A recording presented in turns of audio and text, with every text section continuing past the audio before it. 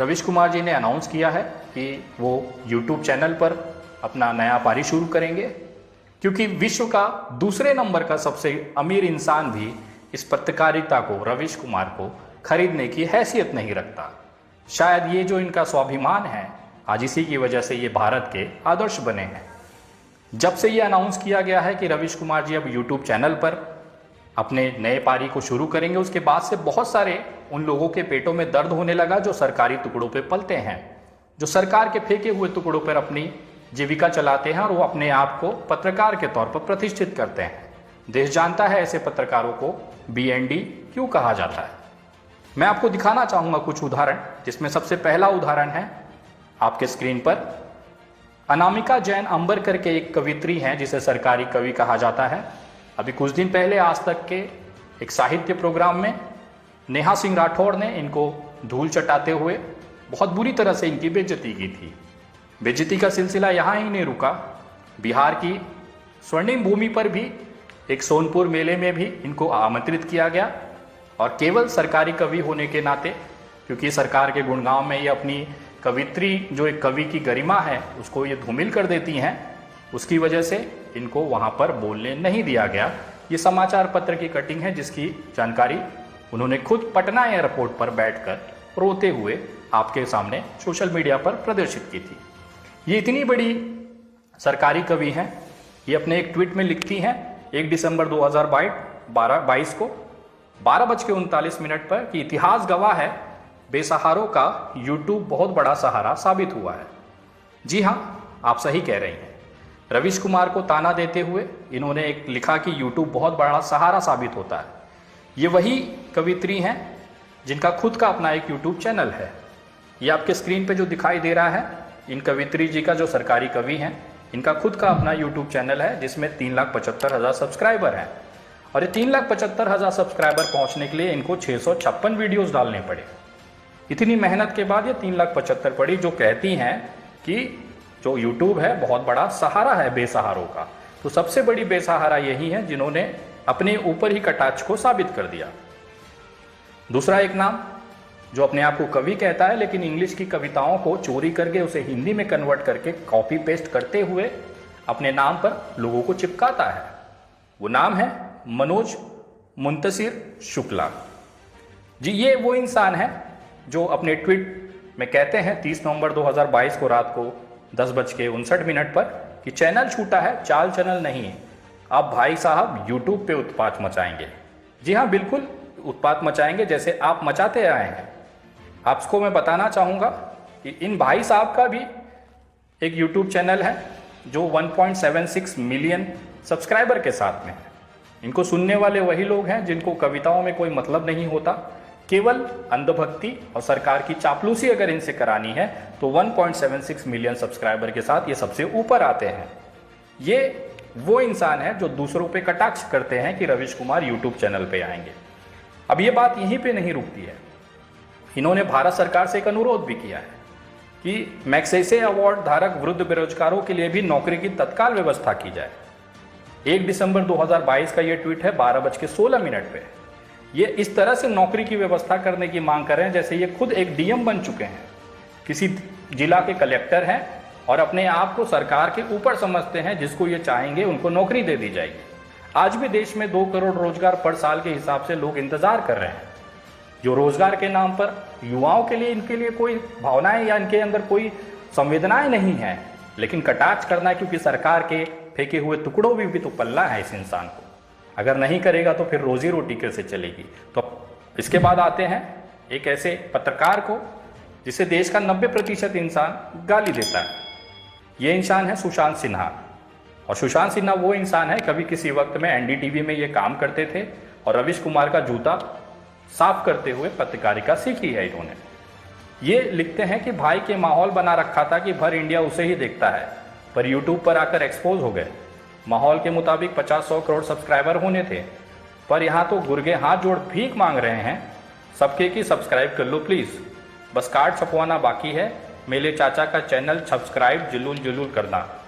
ये ट्वीट है इनका 2 दिसंबर 2022 का सुबह 10:14। सुशांत सिन्हा किस तरह की पत्रकारिता करते हैं ये जग जाहिर है।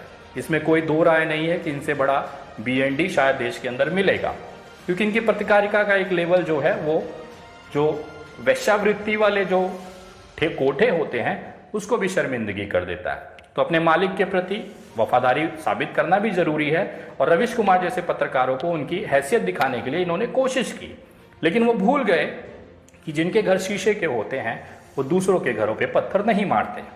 यूट्यूब चैनल पर आपको आपत्ति है रवीश कुमार की, जबकि ये इंसान खुद अपने यूट्यूब चैनल खोलकर दुकानदारी कर रहा है। ये आपके स्क्रीन पे जो दिखाई दे रहा है ये सुशांत सिन्हा का यूट्यूब चैनल है, जो कि 1.13 मिलियन सब्सक्राइबर के लिए है। इसके लिए 1.13 मिलियन सब्सक्राइबर पहुंचने के लिए इस भाई साहब को 767 वीडियो पोस्ट करने पड़े। इनकी औकात दिखाई देती है कि 767 वीडियो डालने के बाद तब कहीं जाके ये 11 लाख के आसपास सब्सक्राइबर पे पहुंच पाए हैं। वो भी इनके जो फॉलोवर है वही हैं जो एक राष्ट्रीय पार्टी के अंधभक्त हैं। इनको वही लोग सुनते हैं जो सरकार की दलाली करने को अपने आप को गौरवान्वित महसूस करते हैं। इनको पीड़ा यह है कि इन्होंने लगातार सरकार की तलवे चाटने के बाद भी वो मुकाम हासिल नहीं कर पाया जो रवीश कुमार बिना बिके हासिल कर चुका है। मैं अगर टेक्निकली बात करूं तो इनकी पीड़ा इसमें है कि इनकी जो औकात है वो रवीश कुमार के जूते के बराबर भी नहीं है, उसके पैर की धूल के बराबर भी नहीं है। शायद यही कारण है कि वो बिलबिला रहे हैं। इसे साबित करने के लिए मैं आपके सामने कुछ तथ्य प्रस्तुत करना चाहता हूं। पहली, सरकारी कवि का जो अगर आप ट्विटर अकाउंट देखेंगे तो उस पर जो फॉलोअर हैं 2,94,000 है।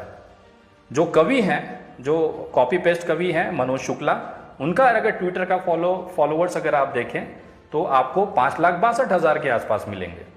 जो पत्रकार हैं, जो BND पत्रकार हैं, उनका अगर आप फॉलोअर्स देखेंगे तो आपको दिखाई देगा कि उनके जो फॉलोअर हैं 1.4 मिलियन फॉलोअर हैं ट्विटर पर।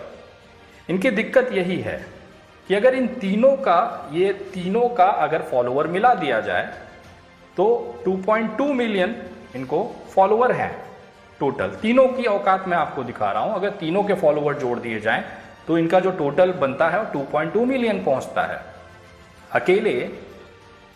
अकेले रवीश कुमार का जो फॉलोअर है वो 2.8 मिलियन का है ट्विटर पर। ये तो हो गई ट्विटर की बात। अब आइए फेसबुक पर भी इनकी औकात नाप ली जाए। ये दूसरों को ट्वीट करते हैं, यूट्यूब को बहुत ही छोटे दर्जे का पत्रकारिता करते हैं, जबकि खुद ये तीनों यूट्यूब के जरिए पैसे कमा रहे हैं, जिसे ये दिहाड़ी मजदूरी करते हैं, वृद्धा का रिटायर पेंशन बता रहे हैं। उस जगह पर ये खुद भी आकर 700 वीडियो डालने के बाद अपना जूते चप्पल पता नहीं क्या क्या घुटने घिसने के बाद वहां तक पहुंचे हैं, जबकि रवीश कुमार पिछले कुछ घंटों में ही उससे बहुत बड़ा मुकाम हासिल कर चुके हैं। अगर यूट्यूब सब्सक्राइबर की बात की जाए तो जो मैडम है सरकारी कवित्री, उनका 3,75,000 सब्सक्राइबर हैं। मनोज शुक्ला के 1.76 मिलियन सब्सक्राइबर हैं, और जो BND पत्रकार हैं उनके 1.4 मिलियन सब्सक्राइबर हैं। इनका जो टोटल बनता है वो 3.2 मिलियन बनता है। लेकिन रवीश कुमार का इकलौता यूट्यूब चैनल जो कुछ घंटों में, मैं कह रहा हूँ 24 घंटे के अंदर अंदर 1 मिलियन से ज़्यादा लोगों ने सब्सक्राइब किया है, और ये आंकड़ा अभी लगातार बढ़ रहा है। हर घंटे 1.5 से 2 लाख सब्सक्राइबर इस चैनल पर आ रहे हैं। जिनको जानकारी हो रही है वो लगातार रवीश कुमार जी के चैनल को सब्सक्राइब कर रहे हैं। आपके स्क्रीन पे जो दिख रहा है 1.82 मिलियन सब्सक्राइबर के साथ रवीश कुमार ऑफिशियली ये इनका यूट्यूब चैनल है, जो कि इस समय ट्रेंडिंग में है। केवल 22 वीडियो बनाकर रवीश कुमार जी 1.82 मिलियन तक पहुंचे हैं। यही इनकी दिक्कत है कि सरकारी पैसों पर पलने वाले, उनके तलवे चाटने वाले लोग वो मुकाम हासिल नहीं कर पाए। यही इनके पेट का असली दर्द है। कवित्री मैडम ने लिखा था कि इतिहास गवाह है, बेसहारों का यूट्यूब बहुत बड़ा सहारा साबित होता है। जी हाँ, एकदम वैसे ही साबित हुआ जैसे नरेंद्र मोदी जी का भी यूट्यूब चैनल है, वो उनका भी जो बेसहारा थे उनका भी यूट्यूब सहारा बना। नरेंद्र मोदी जो हमारे देश के प्रधानमंत्री हैं वो भी यूट्यूब चैनल पर हैं 13.3 मिलियन सब्सक्राइबर के साथ। लेकिन ये 13 मिलियन 3 सब्सक्राइबर पहुंचने के लिए इनको 18,000 वीडियो डालनी पड़ी। ये है हमारे देश के प्रधानमंत्री। एक बंदा 70 वीडियो डालकर 1.8 मिलियन सब्सक्राइबर ले लेता है, और दूसरा बंदा 18,000 वीडियो डालने के बाद 13 मिलियन फॉलोवर पहुंचता है, जो कि इस देश का प्रधानमंत्री है, जिन्हें आप नरेंद्र मोदी के नाम से जानते हैं। दूसरा, देश के गृह मंत्री का भी चैनल मुझे यूट्यूब पे दिखाई दिया, जिसमें कि ये ऑफिशियल है अनऑफिशियल ये मुझे नहीं पता, लेकिन एक चैनल दिखा जिसमें 86,000 सब्सक्राइबर है और 1500 वीडियोज़ इसमें डाली गई हैं। लेकिन जिस सरकारी कवियत्री ने इतने शान के साथ ये आंकड़ा दिया था कि बेसहारों का सहारा यूट्यूब है, उस जिस पार्टी की ये कवियत्री हैं उस पार्टी का ऑफिशियली यूट्यूब चैनल भी है, जिसे आप भारतीय जनता पार्टी कहते हैं। भारतीय जनता पार्टी का यूट्यूब चैनल है जिसपे कि 4.53 मिलियन सब्सक्राइबर हैं। लेकिन इस 4.53 मिलियन सब्सक्राइबर पहुंचने के लिए भारतीय जनता पार्टी को रोज अपने आईटी सेल के दिहाड़ी मजदूरों को मेहनत करानी पड़ती है और 31,000 वीडियो डालने के बाद 4.53 मिलियन पहुंचे हैं। अगर भारतीय जनता पार्टी और रवीश कुमार की तुलना की जाए तो जमीन आसमान का फर्क है। 31,000 वीडियो डालने के बाद 4.53 मिलियन डालने के बाद उन्होंने 1.8 मिलियन का शिखर हासिल किया है। यही कारण है कि इनको रवीश कुमार से दिक्कत है। इन्होंने पूरे हथकंडे ट्राई किए, एनडीटीवी बिक गया, रवीश कुमार नहीं बिका। अब नरेंद्र मोदी जी एनडीटीवी पर कभी भी आकर इंटरव्यू दे सकते हैं, क्योंकि उनके जो पत्रकार हैं वो वहाँ पर बिठाए जाएंगे, वो आकर सवाल जवाब कर सकते हैं। लेकिन आज तक इस देश के उस यशस्वी और विश्व के सबसे ताकतवर प्रधानमंत्री की हिम्मत नहीं हुई रवीश कुमार को इंटरव्यू देने के लिए। और रही बात रवीश कुमार की, वो अगर सड़क पर खड़े होकर भी अपनी पत्रकारिता करेंगे तो ये देश सुनेगा, क्योंकि उनकी आवाज़ में सच्चाई होती है, उनके तथ्यों में हकीकत होती है। वो किसी के तलवे नहीं चाटते। यही कारण है कि विश्व के सबसे अमीर इंसान के हाथों में भी ये इंसान नहीं बिक पाया। शायद यही ज़मीर और इनका जो स्वाभिमान है इस देश के लिए आदर्श है। और जिस यूट्यूब चैनल की ये बात कर रहे हैं, मैं गारंटी के साथ कहता हूँ, केवल आजीविका की अगर बात की जाए तो रवीश कुमार इस भारत नहीं विश्व के इकलौते ऐसे पत्रकार होंगे आगामी 6 महीने के अंदर जो सबसे ज़्यादा रेवेन्यू पैसा यूट्यूब चैनल से कमाएंगे। लेकिन इस इंसान के लिए पैसा मायने नहीं रखता। शायद अगर पैसा मायने रखता तो आज अडानी जी जैसे इंसान के बगल में खड़े होकर अडानी जी को इस इंसान के ऊपर गर्व महसूस होता। लेकिन चंद नोटों के खातिर अपने ईमान और स्वाभिमान को बेचना रवीश कुमार को पसंद नहीं था। भगवान ने एक बड़ा रास्ता दिया, देश की जनता रवीश के साथ है और विनय दुबे जैसे करोड़ों लोग दुआओं में आशीर्वादों में रवीश जी को रखते हैं। और शायद यही कारण है कि कुछ घंटों में 1 मिलियन से ज़्यादा सब्सक्राइबर रवीश कुमार जी के यूट्यूब चैनल को हुए, जिसके लिए गोदी मीडिया के पत्रकारों को 10-10 साल हजारों वीडियो डालकर तलवे चाटना, घुटने रगड़ना, पता नहीं कौन कौन सी गंदगी चीज़ें करना, देश को बरगलाना, रोज आकर भौंकना, ये करना पड़ा तब जाके वो मुकाम उसे हासिल हुआ है। और उसकी जगह पर केवल लोगों को सही पत्रकारिता दिखाना, वास्तविकता से रूबरू कराना, तथ्यों को सामने रखा, बहुत सरल भाषा में अपनी बात को, देश की सरकार की गलतियों को जनता तक पहुंचाना, उस पत्रकार को देश सर आंखों पर बिठाता है। मैं सैल्यूट करता हूं बलीराम पांडे जी के पुत्र रवीश कुमार को अपने इस नई पारी के लिए। हम सभी को आप पे गर्व है सर, और मैं उम्मीद करता हूं जिस तरह से आपने एनडीटीवी के अंदर बेखौफ तरीके से, निष्पक्ष तरीके से देश को मार्गदर्शित किया, आगे बढ़ाया, उसी तरह से इस नई पारी में भी आप तहलका मचाएंगे। हम तमाम जैसे लोग, सामाजिक कार्यकर्ता आपसे सीखते हैं, आप हमारे लिए प्रेरणा हैं।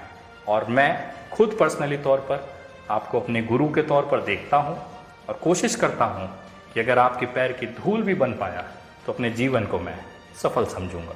उम्मीद करता हूं आप भारत की जनता को, उनके उम्मीदों को, आकांक्षाओं को और अपेक्षाओं को निराश नहीं करेंगे, हताश नहीं करेंगे।